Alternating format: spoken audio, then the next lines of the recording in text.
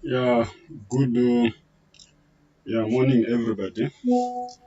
Yeah, this is the voice of Andrew Kavai, recording to you on the 11th December 2022, position Congo DRC Kasi. Um, there is a number of issues that I want to discuss um, concerning the poor conditions of service which are happening in various Sadc countries.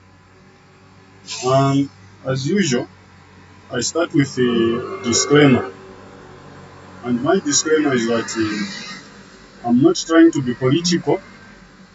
I'm not trying to be political, nor am I trying to tarnish the image of the people in various governments across the SADC region.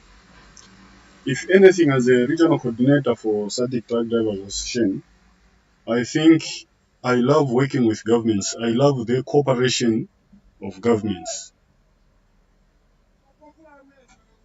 Yeah, so what it is that any government which is in power across the SADC region is my government. It is my government irrespective of where I come from because I normally work with you.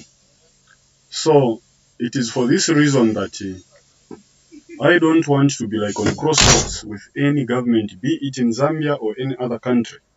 Any SADC country is a cooperating partner to our drivers. We are economy movers. Right now, whilst most of you are in your comfort zone, in your comfort zones, I'm in a very, very foreign country where before we even reach here, we pass through a lot of things. Some of our drivers or fellow drivers, they don't even make it to our destinations. Some, they die on the road, they become amputated on the roads when they're involved in road accidents, but we are here risking our lives. Of course, we are doing it for money, but as we are doing it for money, we are also helping you out who are at home uh, doing things in your comfort zones. So it is for this reason that my disclaimer is always that I don't want to tarnish the image of any government. If anything, I'm part of any government in the SADC region, be it Congo, Zambia, Malawi, South Africa, name it. We are part and parcel of the system. And since in my language they say, "Abenda ebaleta makasa yankalamu," those people who move are the ones that can bring all sorts of tidings. We move, we see things, and when you move, you are able to relate to other countries. We travel a lot. A truck driver is the most traveled person. I know politicians can argue to say, no, even us, we travel. Yes, some of you travel a lot, but you know Europe more than you know your own countries. Because any politician's dream is to go to Europe, to go to England, to go to which country. But us, we are transversing within our own continent, within our own region for that matter.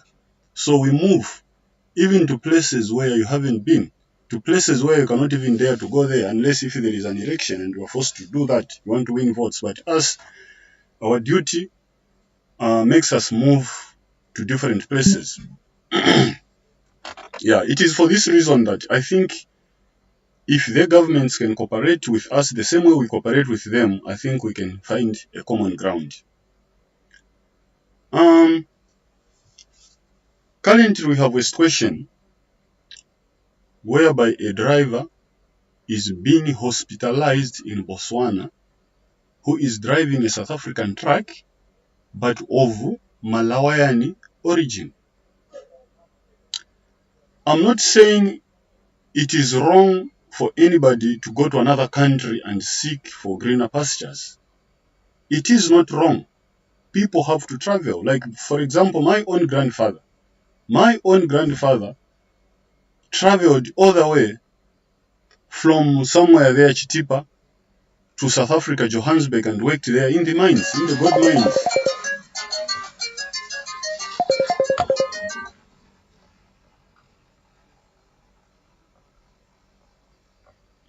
So, sorry for that, I received a call.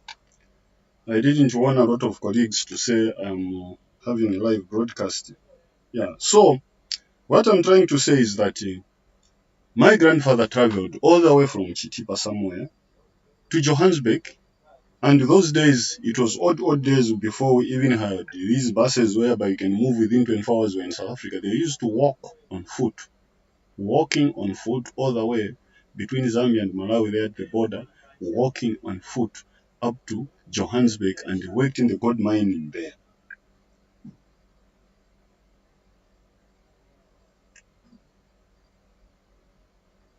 So what it is that people, out of their own free will, they should move, they should travel, not through compulsion,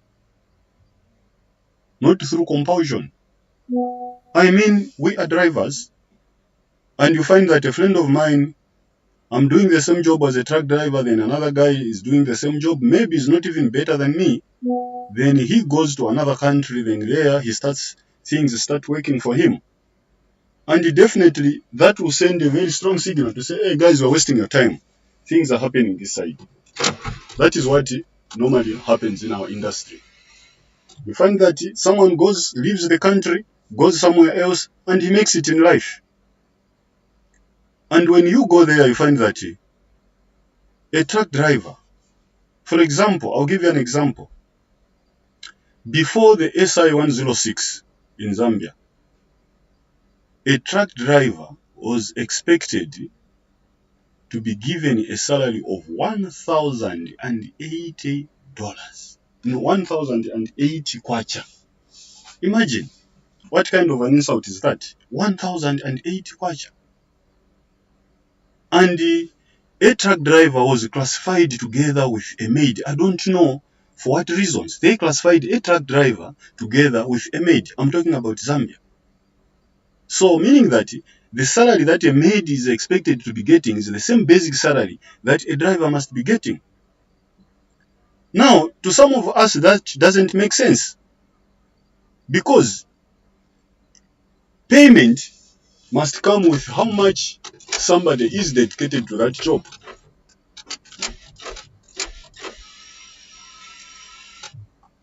It must come with the input.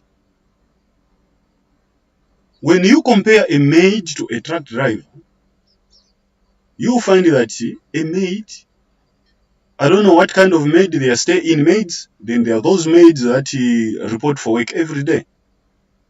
For example, if she reports for work, normally in any country, when a person is reporting in the morning, is expected to start work around, since she's a maid, maybe you would expect her to start working around 7 hours. But of course, you cannot expect her to be there 05, because depending on the distance, she has to board the bus, then come to that place. So it's not possible for her to be there 6 o'clock. So we are talking about normal time. And the normal time, when we're talking about normal time, if we respect human rights, that is 8 hours. Okay, for argument's sake, let's put it 7 hours, because she's a maid. She has to see people off for work. So 7 hours she's at work. And she has also a family.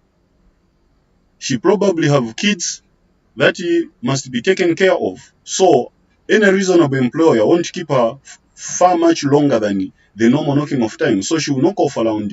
So I'm talking about from 07, 8, 9, 10, 11, 12, 13, 14, 15, 16, 17. We're talking about 10 hours. And in between those 10 hours, there's 2 hours for lunch. So we are talking about 8 hours. That is for a maid. Now, she knocks off and goes home. If she goes home, and if she is business-minded, she can, during that time, she can start doing other things like knitting. We know women, they do crafts, they do knitting, making doormats and stuff. Then she'll continue making money for herself outside her main job. But for a truck driver, the way I'm standing, I left home. When you look at my papers here, when you look at these papers, you find that I loaded on 5th December. That is when I loaded this truck, 5th December. So from 5th December, I was at the border waiting for papers clearance. Then from that day, if again I check the documents, or sorry, the documents have been taken, but all the same, I can use the target as my reference to the dates when I exactly came here. When you look at my targets here,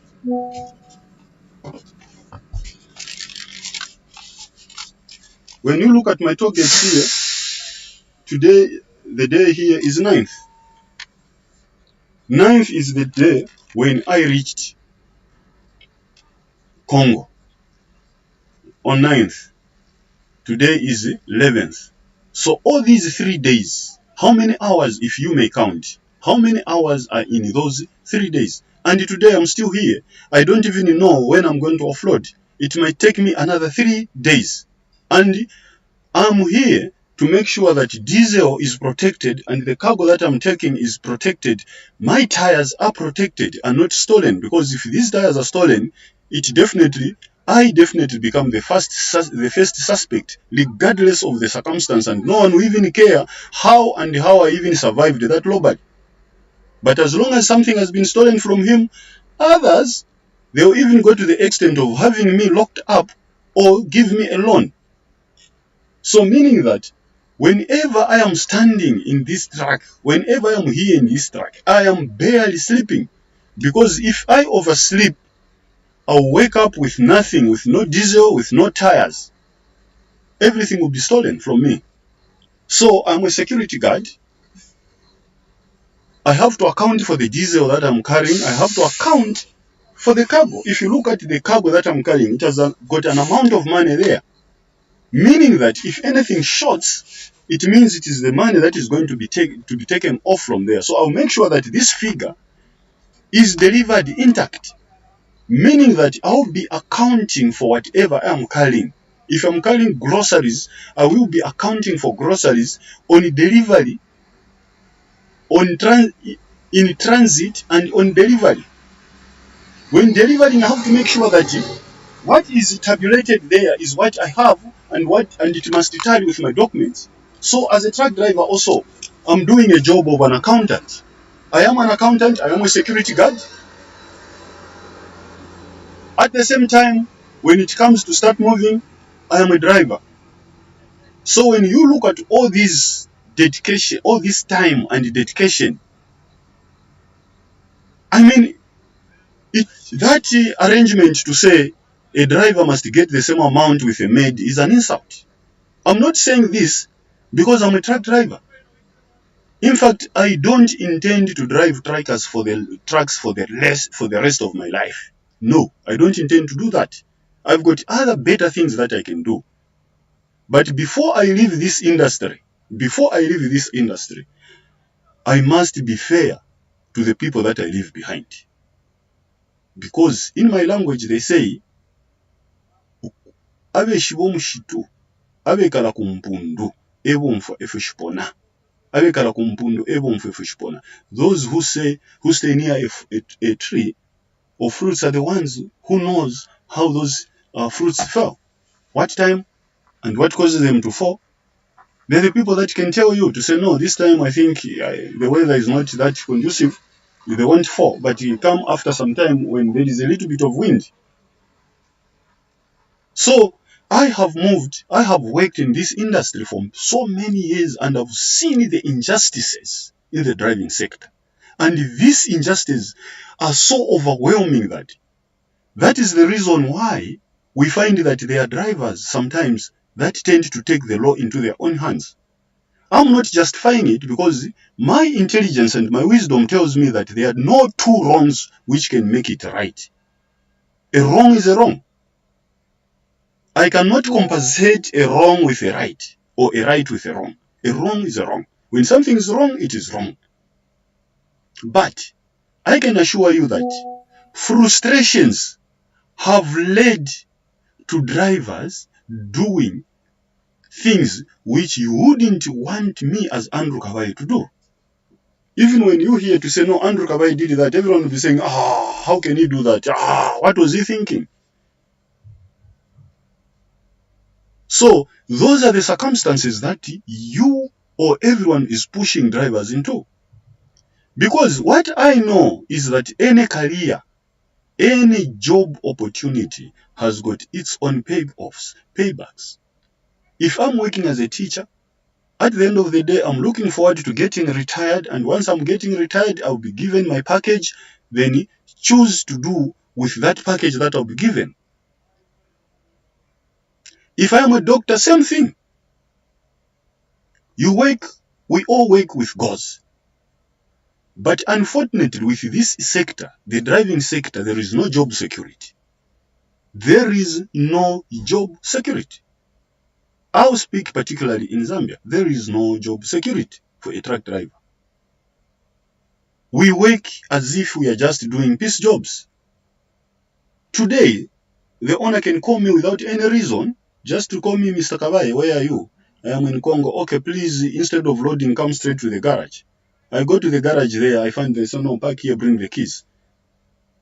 If they are kind enough, they will even soothe me to say, okay, we don't have orders for the time being, but we'll call you when we have orders. I go home. First day I'll call, you pick up the phone. Second day, nobody will pick up my phone. I try to go there, I find the truck is not even in the garage. It has been instead given to somebody else without any explanation to me, without any money. The same money that I was given when coming here, of which we are told this money that we are giving when coming to Congo is not ours until the truck returns to a safe place where I got it from. That is when it becomes my money. Meaning, even if I can be given how much amount of money, it can be squandered in one day if I find a problem in Congo or anywhere where I go. I'll use the same money to sort out that problem. So that money is only the driver's money after the truck returns safely. So meaning that if someone calls me right now to say, bring back the truck, I go there and take the truck there. Then they pack it there. Then it means I have nothing. And at times, I'll end up coming back with credit because there are times when we have budget overruns. That same money that you are being allocated to say, this is the money that will take you to Kolwezi or Likasi or Lubumbashi, whichever place you are going to. Sometimes you find that you have more problems than that money itself. So you use more money. And at the end of the day, you even borrow from agents. Yes, the agents sometimes borrow us. I've borrowed money before. Please, agent, I think I can't manage to bring back the truck to Zambia. So can you borrow me maybe $50 or $100? So with somebody's $100, then I go home, then only to be grabbed the truck and given to somebody else without any apparent reason. Where is the job security there? There is no job security. Unfortunately, our laws, our labor laws, are deliberately made in such a way that they are not accompanied by punishment if any employer doesn't abide by them. We have SI 106 in trying to show them that there is some injustices in this labor wage, which says a truck driver and a maid should be getting $1,080. There is an injustice here. How can you classify us together with the maid when we are driving double trailers? We are not just mere truck drivers. We are driving double trailers. We are driving liquids, harmful, very dangerous goods. But how can someone who is driving dangerous goods, who is even trained for handling dangerous goods, be paid the same way they would pay someone who is washing dishes in somebody's house? I'm not saying that job is not important. That job is important. Some of us, our parents, have gone through that kind of job in order to feed us, in order to take us to school. So I'm not belittling the job of a maid. A maid is a very important job because a maid also has got circumstances which leads her or him to do that job. And I can assure you, without even hiding anything, my mother did work as a maid before in order to put food on our mouths. So I don't belittle any job, be it security guard, whoever. it is. Where there is a toilet cleaner, to me, all of them, they are very, very important workers who deserve respect in the first place. They are doing a good service to the community. In the second place, they are doing a good job to their own families. They don't want their families to beg. They don't want their families to turn into thieves, to start stealing, to start begging. They don't want that. So they are proud. They say, no, I'm man or I'm woman enough. I'll stand on my foot and I'll do this job and I'll do this job. And she does that job. So, that is it. So please, as usual, I'm not trying to belittle anybody. I'm not trying to belittle anybody. But what I'm trying to do is, I'm appealing to all governments across the Sadc region to have uniform conditions of service. If we have uniform conditions of service, even this imbalance, this brain drain will stop. If South Africa can, because the only reason why drivers are running away from their countries, going to South Africa, Namibia and Botswana, is because in those countries, their parliamentarians were reasonable enough. They sat down and they put in laws which protects everybody in the country. That's what they did. They put laws which protects everyone in the country. That is the reason why many people now are flocking their countries. South Africa has got one of the best labor laws in Africa, because South Africa, when you are working, they also think about the future. First of all, you need to sign a contract. You need to sign a contract. Having signed a contract, your boss has to make contribution towards your unemployment insurance fund. So, what it is that they've made those laws, and those laws, if not abide by, there is a punishment. For example, if an employer doesn't submit UIF in South Africa, he goes to jail for 2 years. Or he pays an amount which has been stipulated for that, because there is an acronym of a jail sentence, or you pay a penalty. So it's either he pays a penalty or he goes to jail for 2 years. And I wouldn't think anybody, even me, even the most notorious, the most crooked businessman, would dare to go to jail for not remitting money which is supposed to remit for the worker. So in short, what I'm trying to say is, I think we should look at the South African law as a case study. Study it nicely. And once looked at the South African law, we also look at the Botswana law. We also look at Namibian law. I want to talk about Zambian law, because Zambian labor laws so far, we don't have any, because at the moment we had SI 106, SI 93, and we are still dilly-dallying about the other SI. We don't know, but my suspicion is that there is serious conflict of interest, because many politicians have invested heavily in the transport industry. So whatever payment they are going to approve, it is going back to them. And that is sheer selfishness, because we have transporters in South Africa. We have business people who are in transport. I mean, parliamentarians in South Africa who are in business. We have. In fact, rumor has it that Regent Ramaphosa is one of the shareholders. And Regent has been in existence way before Ramaphosa became president. But yet, he doesn't tamper with the labor laws in South Africa. The labor laws are intact. In other countries, I've worked in South Africa. In South Africa, when you work for a member of parliament or anybody who is in government, you even feel good, because he will follow all the rules which are on paper. But in Zambia, it is the other way around. If you're working for a minister, then you expect to be exploited. If you're working for a PS, you should expect to be exploited. They do the exact opposite of the laws that they put. Why? Because they deliberately put the rules without punishment. It is for this reason that I am calling for all Sadc nations, Sadc Secretariat, to sit down and draft the law which will prevent people from flocking South Africa. Because whether we like it or not, as long as we've got different labor laws across the Sadc region, people will not stop flocking South Africa, Namibia, Botswana, and Zambia. They will never do that. They'll keep on flocking those countries. But if, okay, let me put it this way. Many people can argue, we've got technocrats whom I call swings. They like swinging people. They think they know a lot. Sometimes they know, but deliberately they want to swing people's minds. These so-called technocrats. We know that each and every country has got its own factors which affect their economies. We know that. I know that. I did business management. I did entrepreneurship. I know that. Each and every country has got its own GDP, has got its own business policies. Like in Zambia, our economy is liberalized. Anyone is free to do whatever he wants. But amidst the liberalized economies, we need to have some guidelines. We need to have some rules which will guide some people, which will prevent what we call cartelling, what we call monopoly. Monopoly and cartels are not good in any business. What I'm trying to say is that even if you might try to argue to say, no, how can you compare Zambia with South Africa or Tanzania with Zambia?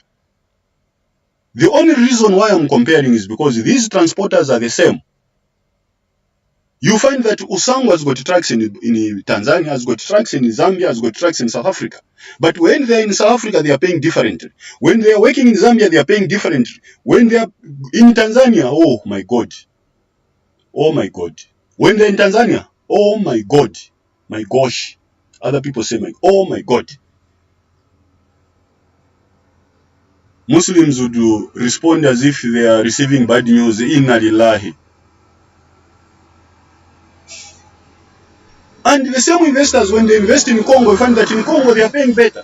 So, what I'm trying to say here is that I'm trying to give you a picture that these investors in the transport sector, they are the same people in South Africa, in Zambia, in Botswana, in Namibia, everywhere. They are the same people. They just choose how many trucks I'm going to take to Zambia, how many trucks I'm going to take to Angola, how many trucks I'm going to take to this country. But you find that in these different countries, they are paying people according to how their government permits their own people to be exploited. Like Zambia and Tanzania, they're one of the worst exploiting countries where it comes to drivers and wages. Zambia and Tanzania, they are from one sister, one mother. They like exploiting drivers, Zambia and Tanzania.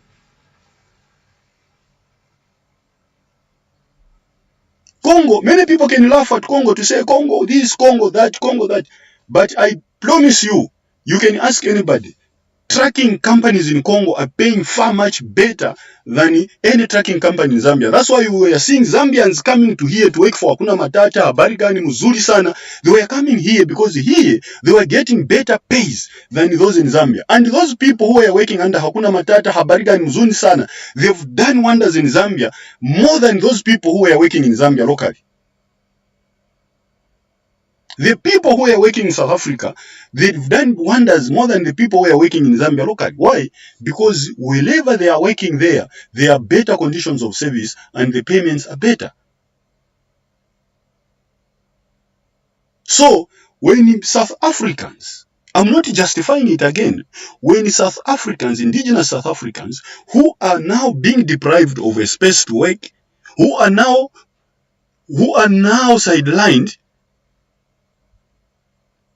feel the pinch and can't take it anymore, they take to the streets, they start burning the trucks, they start killing foreigners. You turn around and start blaming the South African government to say you are not doing enough. That is hypocritical. That's why I liked the answer that Jacob Zuma gave. He said, you are busy blaming South African government, but when you are not busy bettering the conditions of service for your workers so that they stay in your countries. Exactly. And that is exactly what I would say. When South Africans rise up and start burning trucks, that is when now you rise up against the South African government telling them, why are you not protecting the people? How can they protect their people when their people have risen in numbers? They can't take it anymore. And South Africa is a democratic country, genuinely democratic country. It's not like our country, whereby people can rise up and send the police and start killing people who are protesting, even for good reasons. South Africa is a different country. It's a very, very democratic country. It's very young in democracy. But their democracy in South Africa is as it is in paper. It is opposite from our countries, whereby on paper there is something else, on the ground there is something else. It's different. So what I'm calling for right now is the Sadc Secretariat. Sadc Secretariat, don't shy away. Table this in Sadc. Sit down. Even under the African Union, must be backed up by African Union. Sit down and start going through, asking all your member countries to start producing their labor laws. Start going through the labor laws. Employ people, employ technocrats to start scrutinizing each and every country's labor laws. Then you come up and see if these labor laws in these other countries, you can even call them labor laws, and if they are even aimed at protecting the weak people in society. That is why in Africa, especially particularly in my country, Zambia, everyone has got a view that for you to become rich, you have to become a politician only. No. That is not the case. A politician is a servant of the people. And whatever the politician does, he must be scrutinized properly. And people must check where the money is coming from. Because if you don't check where they are taking the money from, they'll end up receiving money from terrorists. They'll end up receiving money from people who don't even believe in democracy. People who will buy all of us out and replace us with robots. So that is why it is upon each and every citizen to get concerned. If your politician comes today in power and tomorrow becomes rich all of a sudden, if it doesn't ring a bell in your head to say, how did they get there? Then there must be something wrong. You are not even a patriotic citizen. You don't even deserve, you are a stateless person. You don't have any country that you are proud of. Because if you have any country, you must get concerned about where these people are getting that money from. Because for your own information, there are people who harvest organs illegally. There are people that are sponsoring terrorists. There are people that are sponsoring thugs, thieves, kidnappers. So if your politicians can just receive money anyhow, and you don't get concerned, then you must be something else. You must be something else. You don't even deserve to breathe. So we need the African Union as a starter, to start auditing all these African countries. Look at their labor laws, look at their democratic principles, because there is no country in Africa now that can lie to say there isn't democracy, maybe except Swaziland, which is Swaziland and Lesotho, which are kingdoms. But these others, even in Swaziland and Lesotho, people are crying now, they want democracy. So by average, we need to start auditing. Especially, my proposal is that the labor laws need to be scrutinized in all the Sadc member states.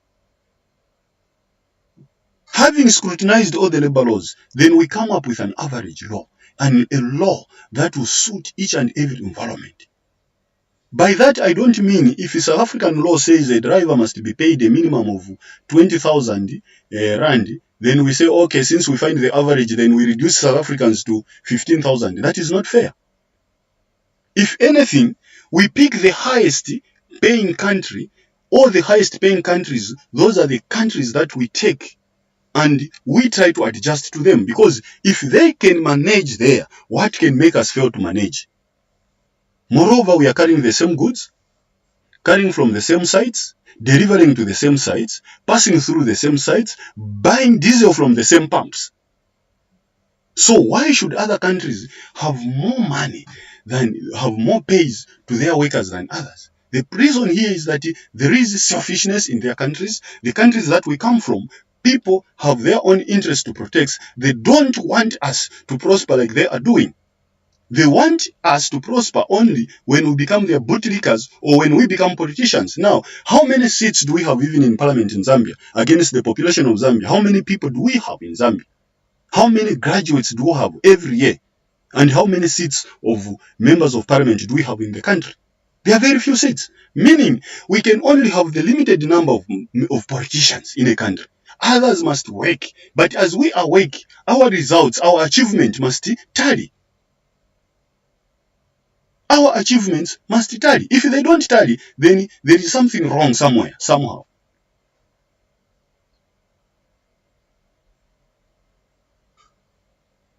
So we have this question,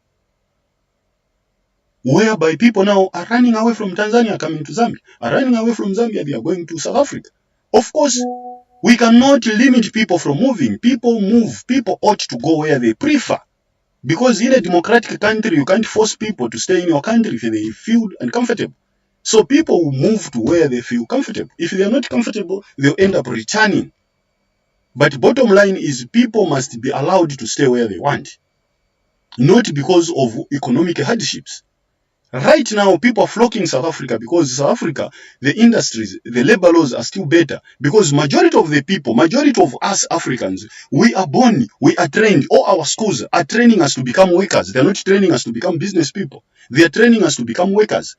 And once we are all trained now, we start scrambling now for the few jobs that we have.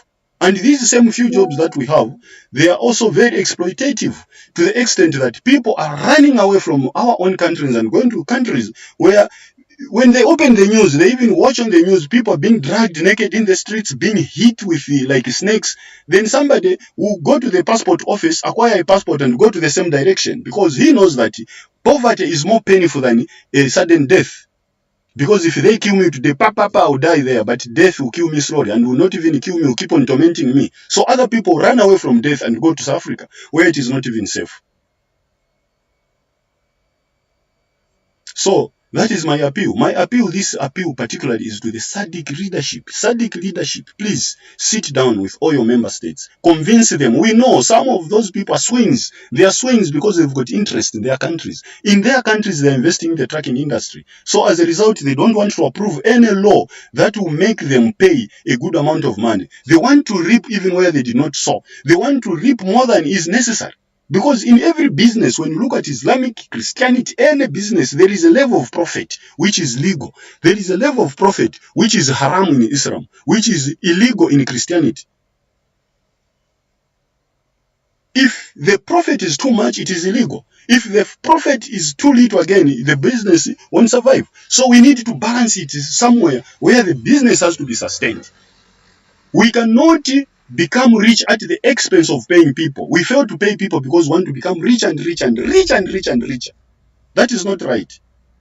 So that is all I had for today. Thank you very much for watching, and please keep sharing the video. And I need suggestions. Any topic that you want to suggest to me that you want tackled, please let me know so that next time I can bring that topic. And please, the comment should continue bringing as many suggestions as you would want. I don't want this video to be very long, but what I wanted to talk about is that we need to have uniform conditions of service across the Sadc region so that our members are not forced to run away from their comfort zones and go to places where they end up getting killed, where they end up getting involved into all sorts of criminal activities.